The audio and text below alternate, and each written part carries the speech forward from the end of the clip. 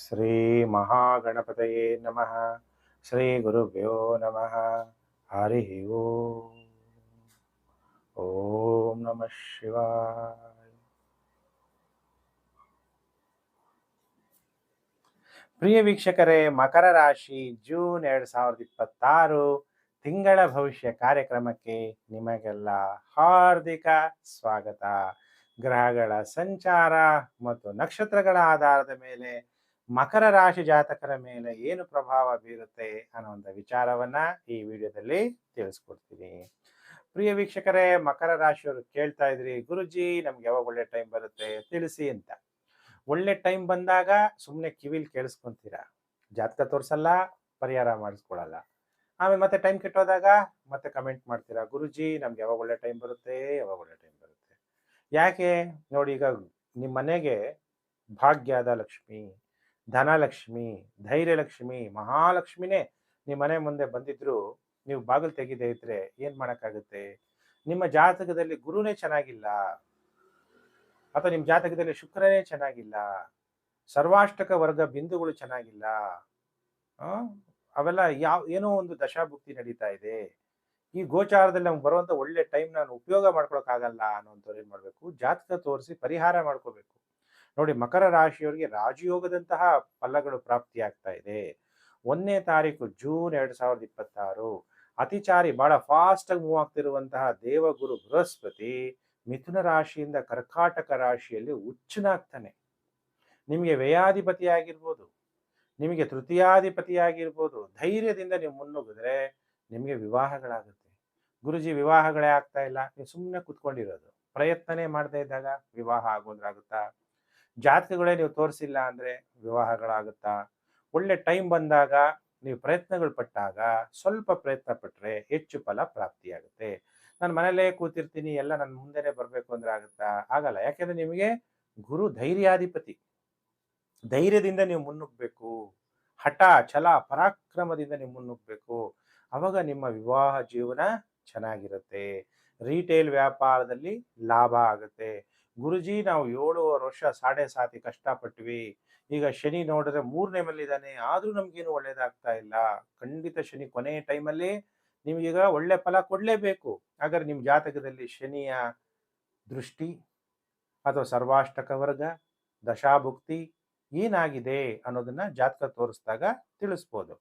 ಹಾಗಾದ್ರೆ ಏನಾದ್ರೂ ಶನಿ ದೋಷ ಇದ್ರೆ ನಂಗೆ ಜಾತಕ ತೋರಿಸಷ್ಟು ನನಗೆ ಸಮಯ ಇಲ್ಲ, ನಿಮ್ಗೆ ತೋರ್ಸಕ್ ನನ್ ಮನಸ್ಸೇ ಬರಲ್ಲ. ಯಾಕೆಂದ್ರೆ ಜಾತಕ ಯಾಕೆ ತೋರ್ಸಕ್ ಮನಸ್ಸು ಬರಲ್ಲ?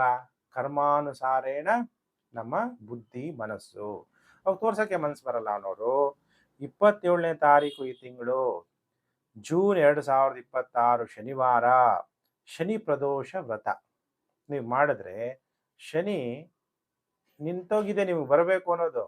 ಶನಿ ಕೊಡ್ಲೇಬೇಕು, ಕೊಡ್ಬೇಕಾದ್ರೆ ಬೇಕಾದಂಗೆ ಕೊಡ್ಬೇಕು. ವಿಕ್ರಮಾದಿತ್ಯ ಮಹಾರಾಜನಿಗೆ ಎಷ್ಟು ಕಷ್ಟ ಕೊಟ್ಟ, ಪರಿವರ್ತನೆ ಆಗಿದ ತಕ್ಷಣನೇ ಎಲ್ಲ ವಾಪಸ್ ಅವನಿಗೆ ಗೌರವ, ಸ್ಥಾನಮಾನ, ಚರಿತ್ರೆಯಲ್ಲೇ ಅವನ ಹೆಸರು ಉಳ್ಕೊಂತು. ಅದು ಆಗಿನ ಕಾಲ ಅಂತಲ್ಲ, ಇವತ್ತಿನ ರಾಜಕಾರಣಿಗಳಾಗಿರ್ಬೋದು, ಇವತ್ತಿನ ಶ್ರೀಮಂತರಾಗಿರ್ಬೋದು, ಬಡವರಾಗಿರ್ಬೋದು, ಶನಿಗೆಲ್ಲರೂ ಒಂದೇ, ಅವನು ಕರ್ಮಾಧಿಪತಿ. ಅದಕ್ಕೆ ಶನಿ ಪ್ರದೋಷದ ದಿನ ಸಾಯಂಕಾಲದಲ್ಲಿ, ಅಂದ್ರೆ ಎಷ್ಟನೇ ತಾರೀಕು ನೋಟ್ ಮಾಡ್ಕೊಳ್ಳಿ, 27 ಜೂನ್ 2026 ಶನಿವಾರ ಸಾಯಂಕಾಲದಲ್ಲಿ ಶಿವನನ್ನ ನೀವು ಯಾವ ತರ ಪೂಜೆ ಮಾಡಬೇಕು ಅಂದ್ರೆ, ಲಿಂಗ ರೂಪ, ಶಿವ ಜ್ಯೋತಿರ್ಲಿಂಗ ಅಲ್ವಾ, ಲಿಂಗ ರೂಪದಲ್ಲಿ ಪರಮೇಶ್ವರನನ್ನ ಯಾರು ಪೂಜಿಸ್ತಾರೋ ಅಂತಹವರಿಗೆ ಯತ್ನ ಕಾರ್ಯಗಳಲ್ಲಿ ಜಯ ಲಭಿಸುತ್ತೆ ಅನ್ನುವಂತಹ ವ್ರತ ಮಾಡಿ. ಆಗ ಶನಿನೂ ಶುಭ ಫಲ ಕೊಡ್ತಾನೆ. ಗುರು ಇಬ್ರು ಕೂಡ ಜಲರಾಶಿಲಿದ್ದಾರೆ, ಶನಿನೂ ಜಲರಾಶಿ, ಗುರುನು ಕೂಡ ಜಲರಾಶಿಯಲ್ಲಿದ್ದಾಗ ಧರ್ಮ ಕರ್ಮದಂತೆ ನಿಮಗೆ ಒಳ್ಳೆ ವಿವಾಹಗಳಾಗುವಂತಹ ಯೋಗ ಮಕರ ರಾಶಿಯವರಿಗೆ ಪ್ರಾಪ್ತಿಯಾಗ್ತಾ ಇದೆ.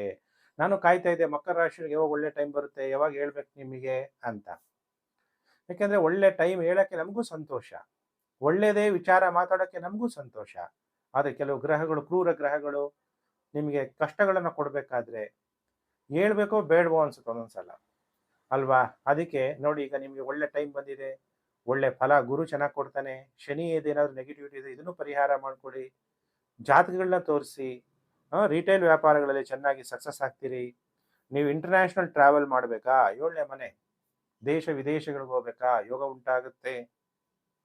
ಬಿಸ್ನೆಸ್ ಪಾರ್ಟ್ನರ್ಶಿಪ್ ಜೊತೆಗೆ ಏನಾದರೂ ನಿಮಗೆ ಅಡೆತಡೆಗಳಿದ್ರೆ ಅದೆಲ್ಲ ಪ್ರಾಬ್ಲಮ್ ಸಾಲ್ವ್ ಆಗುತ್ತೆ.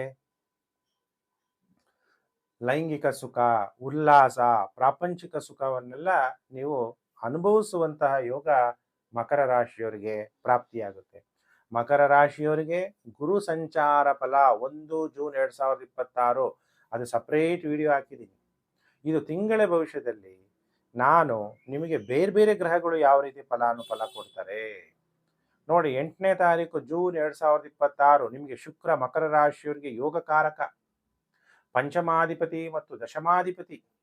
ಸಪ್ತಮದಲ್ಲಿ ಬಂದಾಗ ಕೆಲವು ಕೆಟ್ಟದನ್ನ ನಿಮಗೆ ಫಲವನ್ನ ಕೊಡ್ತಾನೆ. ಬಹಳ ಎಚ್ಚರವಾಗಿರ್ಬೇಕು. ಯಾವ ವಿಷಯದಲ್ಲಿ ಕೆಟ್ಟದಾಗ್ಬೋದು, ದಾರಿಯನ್ನ ನಿಮ್ಮನ್ನ ತಪ್ಪಿಸ್ಬೋದು ಶುಕ್ರ. ಅದಕ್ಕೆ ನೀಚ ಸ್ತ್ರೀಯ ಸಹವಾಸ ಯಾರಿಗಾದ್ರೂ ಇದ್ರೆ ಆ ಸ್ತ್ರೀಯ ಸಹವಾಸದಿಂದ ಬಿಟ್ಟುಬಿಡಿ. ಕೆಟ್ಟ ಸ್ತ್ರೀ ಸಹವಾಸದಿಂದ ತೊಂದರೆ ತೊಡಕುಗಳು ಪುರುಷ ಜಾತಕರಿಗೂ ಉಂಟಾಗುತ್ತೆ, ಸ್ತ್ರೀ ಜಾತಕರಿಗೂ ಉಂಟಾಗುತ್ತೆ. ಸ್ತ್ರೀಯರಿಗೆ ಸ್ತ್ರೀ ತೊಂದರೆ ಮಾಡಲ್ವಾ? ಅದಕ್ಕೆ ಸ್ತ್ರೀ ಜಾತಕರಾಗಿರ್ಬೋದು, ಪುರುಷ ಜಾತಕ, ನಿಮ್ಮ ಜೀವನದಲ್ಲಿ ಯಾರಾದರೂ ಒಬ್ಬ ವ್ಯಕ್ತಿ ಆಗಮನ ಆಗಿ ಆ ವ್ಯಕ್ತಿ ಸ್ತ್ರೀ ಆಗಿದ್ದರೆ ಬಹಳ ಎಚ್ಚರವಾಗಿರಬೇಕು. ನೀವು ಅವ್ರ ಜೊತೆಗೆ ಏನಾದರೂ ಲೈಂಗಿಕ ಸಂಪರ್ಕಗಳಿದ್ದರೂ ಕೂಡ ಬಹಳ ಎಚ್ಚರವಾಗಿರಬೇಕು. ಅಪಮಾನಗಳಾಗ್ಬೋದು. ಈ ತಿಂಗಳಲ್ಲಿ ಏನು ನೆಗೆಟಿವ್ ಎಫೆಕ್ಟ್ ಆಗುತ್ತೆ ಅನ್ನುವಂಥ ವಿಚಾರವನ್ನ ತಿಳಿಸ್ತಾ ಇದ್ದೀನಿ. ಹಾಗಾದರೆ ಕುಜ ನಿಮಗೆ ಪಂಚಮ ಭಾವಕ್ಕೆ ಬರ್ತಾನೆ. ಮಕರ, ಕುಂಭ, ಮೀನ, ಮೇಷ ಅಂದರೆ 4ನೇ ಮನೆ ಅಧಿಪತಿ 5ನೇ ಮನೆ. ಎಷ್ಟನೇ ತಾರೀಕು? 20 ಜೂನ್ 2026 ಮಂಗಳ ಗ್ರಹ ಪಂಚಮ ಭಾವದಲ್ಲಿ ಸಂಚಾರ ಮಾಡ್ತಾನೆ. ಪಂಚಮ ಭಾವದಲ್ಲಿ ಸಂಚಾರ ಆಗ್ಬೇಕಾದ್ರೆ ಇವಾಗ ಗುರುಬಲ ಇದೆಯಲ್ಲ, ಟೈಮ್ ಚೆನ್ನಾಗಿದೆ ಅಲ್ಲ ಅಂತ ಹೇಳ್ಬಿಟ್ಟು ಆತರದಿಂದ ಎಲ್ಲಂದ್ರಲ್ಲೇ ಜೂಜಾಟದಲ್ಲೋ, ಲಾಟ್ರಿನಲ್ಲೋ, ಮ್ಯಾಚ್ ಫಿಕ್ಸಿಂಗಲ್ಲೋ ಇವತ್ತು ದುಡ್ಡು ಹಾಕ್ತೀನಿ ನಾಳೆನೇ ಬಂದ್ಬಿಡ್ಲಿ ಅಂತ ಹೇಳ್ಬಿಟ್ಟು ಹಣವನ್ನ ಹೂಡಿಕೆ ಶೇರ್ ಮಾರ್ಕೆಟಲ್ಲೆಲ್ಲೋ ಹಾಕ್ಬಿಡೋದು, ಇನ್ವೆಸ್ಟ್ಮೆಂಟ್ ಸರಿಯಾಗಿ ಮಾಡದೇ ಇರೋದು, ಸರಿಯಾಗಿ ಪ್ಲಾನ್ ಮಾಡದೇ ಇರೋದು, ಆ ಥರ ಬಂದ್ಬಿಡುತ್ತೆ. ಪಂಚಮ ಭಾವದಲ್ಲಿ ಮಂಗಳ ಬೇಗ ದುಡ್ಡು ಮಾಡಿಬಿಡ್ಬೇಕು, ಯಾಕಂದ್ರೆ ಲಾಭಾಧಿಪತಿ. ಆ ಥರ ಬಿದ್ದು ಹಣವನ್ನ ಕಳ್ಕೊಬೇಡಿ, ಜಾಗೃತರಾಗಿರ್ರಿ. ಕೆಲವರು ಏನು ಮಾಡ್ಬಿಡೋದು, ಮನೆ ಮಾರ್ಬಿಡೋದು, ಯಾರೋ ಅಥವಾ ಕಾರ್ ಮಾರ್ಬಿಡೋದು, ಈ ಥರ ಏನೋ ಒಂದು ಮಾಡಿ ಹಣವನ್ನು ಮಾಡಬೇಕು ಅಂತೇಳಿ ನಿಮ್ಮ ಇರೋ ಮನೆಯನ್ನ, ಭೂಮಿಯನ್ನ ಕಳ್ಕೋಬೇಡಿ ಅನ್ನುವಂತಹ ವಿಚಾರ ತಿಳಿಸ್ತಿದ್ದೀನಿ. ಮಕ್ಕಳ ಆರೋಗ್ಯಕ್ಕೆ ತೊಂದರೆ ಉಂಟಾಗ್ಬೋದು. ಅನಾವಶ್ಯಕವಾದ ಚಿಂತೆ ಅಥವಾ ಜ್ವರ ಬರುವಂತಹ ಸಾಧ್ಯತೆಗಳು ಇದೆ. ಅಂದ್ರೆ ಗುರುಬಲ ಒಳ್ಳೇದು ಹೇಳಿಲ್ವಲ್ಲ ಗುರುಜಿ? ಒಳ್ಳೇದು ಹೇಳಿದ್ನಲ್ಲ, ಗುರುಬಲ ನಿಮ್ಗೆಲ್ಲ ಒಳ್ಳೆ ಫಲ, ವಿವಾಹ ಆಗುವಂತಹ ಕಾಲ, ಪಾರ್ಟ್ನರ್ಶಿಪ್ ವ್ಯವಹಾರದಲ್ಲಿ ಲಾಭ. ಇತರೆ ಗ್ರಹಗಳು ಯಾವ ತರ ಫಲ ಕೊಡ್ತಾರೆ, ಕುಜ ಯಾವ ತರ ನೆಗೆಟಿವ್ ಕೊಡ್ಬೋದು, ನೀವು ಎಷ್ಟು ಹುಷಾರಾಗಿರ್ಬೇಕು, ಎಲ್ಲಂದ್ರಲ್ಲೇ ಹೂಡಿಕೆ ಮಾಡೋದ್ರಲ್ಲಿ ಎಚ್ಚರಿಕೆಯಾಗಿ ಇರಬೇಕು. ಆದ್ರೆ ಮಕರ ರಾಶಿಯವರಿಗೆ ಗೋಚಾರದಲ್ಲಿ ಸೂರ್ಯ ಶುಭ ಫಲವನ್ನ ಕೊಡ್ತಾನೆ. ಸೂರ್ಯ ನಿಮ್ಮ ಜನ್ಮ ರಾಶಿಗೆ 6ನೇ ಮನೆಯಲ್ಲಿ ಸಂಚಾರ ಆಗ್ತಾ ಇರೋದ್ರಿಂದ ಮಕರ ರಾಶಿ ಜಾತಕರಿಗೆ 15ನೇ ತಾರೀಕು ಜೂನ್ 2026 ಗುರುಬಲ, ಶನಿಬಲ ಮತ್ತೆ ಸೂರ್ಯಬಲ 3 ಗ್ರಹಗಳು ಶುಭ ಫಲವನ್ನು ಕೊಡೋದ್ರಿಂದ ಸಾಲಗಳನ್ನ ಹೆಂಗ್ ತೀರಿಸಬೇಕು ಅನ್ನುವಂತಹ ನಾಲೆಜ್ ಬರುತ್ತೆ. 6 ಅಂದ್ರೆ ಋಣ, ರೋಗಾದಿ, ದಾರಿದ್ರ್ಯ, ಪಾಪಕ್ಷುಧ, ಭಯ, ಶೋಕ, ಮನಸ್ತಾಪ ನಶ್ಯಂತು, ಇದು ಯಾವುದು ನಮ್ಮ ಹತ್ರ ಬರಬಾರ್ದು ಅಂತೀವಿ. 6ನೇ ಮನೆಯಲ್ಲಿ ಸೂರ್ಯ ಸಂಚಾರ ಆಗ್ಬೇಕಾದ್ರೆ ರಾಜಕಾರಣಿಗಳ ಪರಿಚಯ, ಸರ್ಕಾರದ ಎಲ್ಲಾ ಕೆಲಸ ಕಾರ್ಯಗಳು ಈಡೇರುತ್ತೆ. ನಿಮಗೆ ದೀರ್ಘಕಾಲದಿಂದ ಯಾವುದೋ ಕಾಯಿಲೆ ಇರುತ್ತೆ, ಅದು ವಾಸಿನೇ ಆಗ್ತಿರಲ್ಲ, ಡಾಕ್ಟರ್ಗಳಿಗೆ ಹೋಗಿ ತೋರಿಸ್ತಾ ಇರ್ತೀರಾ, ಅವ್ರಿಗೆ ಮಾತ್ರೆ ಯಾವ್ದು ಕೊಡಬೇಕು ಅಂತಾನೆ ಗೊತ್ತಿರಲ್ಲ. ಇವತ್ತು ಒಂದು ಮಾತ್ರೆ ಕೊಡ್ಬೇಕಾದ್ರೆ 108 ಟೆಸ್ಟ್ ಮಾಡಿ ನಿಮಗೆ ಮಾತ್ರೆ ಕೊಟ್ಟು ಕಳಿಸಿ, ಅದರಲ್ಲೂ ಕ್ಯೂರ್ ಆಗಲಿಲ್ಲ ಅಂದ್ರೆ ಹಣ ಎಷ್ಟು ಖರ್ಚಾಗ್ತಿರುತ್ತೆ. ಸೂರ್ಯ 6ನೇ ಮನೆಗೆ ಬಂದಾಗ ಇದೆಲ್ಲ ಪ್ರಾಬ್ಲಮ್ ಸಾಲ್ವ್ ಆಗಿ ನಿಮ್ಮ ಕಾಯಿಲೆಗಳು ವಾಸಿಯಾಗುತ್ತೆ. ಕೋರ್ಟಲ್ಲಿ ಏನಾದರೂ ಲಿಟಿಗೇಷನ್ ವಿವಾದಗಳಿದ್ರೆ ಜಯ ನಿಮ್ಮ ಪರವಾಗಿ ಆಗುತ್ತೆ. ನಿಮ್ಮ ಸೇವಕರು, ನಿಮ್ಮ ಹತ್ರ ಸರ್ವೆಂಟ್ಸ್ ಇದ್ರೆ ಅವ್ರು ನೀವು ಹೇಳ್ದಂಗೆ ಕೇಳ್ತಾರೆ. ನೀವೇನಾದ್ರು ಫಾರಿನಲ್ಲಿ ಇದ್ರೆ ವಿದೇಶ ವ್ಯವಹಾರಗಳು, ಇಂಪೋರ್ಟ್ ಅಂಡ್ ಎಕ್ಸ್ಪೋರ್ಟ್ ಬಿಸ್ನೆಸ್ ತುಂಬಾ ಚೆನ್ನಾಗಾಗುತ್ತೆ. ವಿದೇಶದಿಂದ ತರಿಸೋದು ಮತ್ತು ನಮ್ಮ ದೇಶದಿಂದ ಮಾರಾಟ ಮಾಡೋರಿಗೆ. ಅಥವಾ ವಿದೇಶದಲ್ಲೇ ಇದ್ದು ನೀವು ವಿದೇಶಿಯರ ಜೊತೆಗೆ ಆಸ್ಟ್ರೇಲಿಯಾದಲ್ಲಿ ಇದ್ದೀನಿ ಗುರುಜಿ, ಯುಕೆನಲ್ಲಿ ಇದ್ದೀನಿ, ದುಬೈ, ಇವಾಗೆಲ್ಲ UAE ಅಲ್ಲೆಲ್ಲ ವಾರ್ ನಡೀತಾ ಇದೆಯಲ್ಲ, ಅಲ್ಲೆಲ್ಲ ನಿಮ್ಗೆ ಏನಾಗುತ್ತೆ, ಅಲ್ಲಿರೋ ಜನಗಳ ಲೋಕಲ್ ಸಹಾಯ ಸಹಕಾರ ಸಿಗುತ್ತೆ.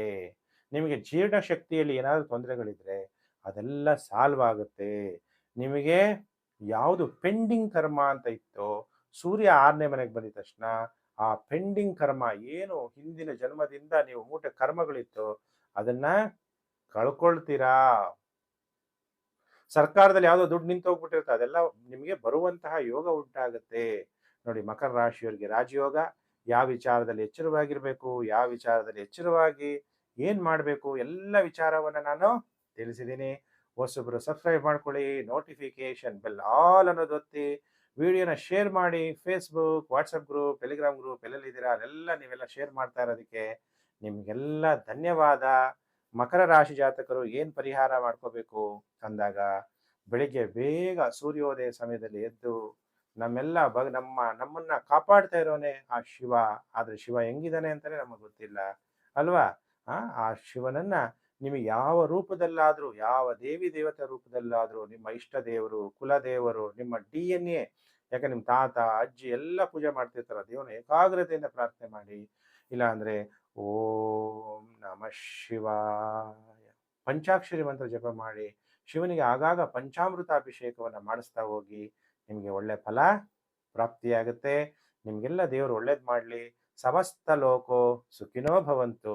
ಪ್ರಿಯ ವೀಕ್ಷಕರೇ, ನಾನು ಮತ್ತೊಂದು ವಿಡಿಯೋದಲ್ಲಿ ಮತ್ತೆ ನಾನು ನಿಮ್ಮನ್ನು ಭೇಟಿ ಮಾಡ್ತೀನಿ. ನಮಸ್ಕಾರ.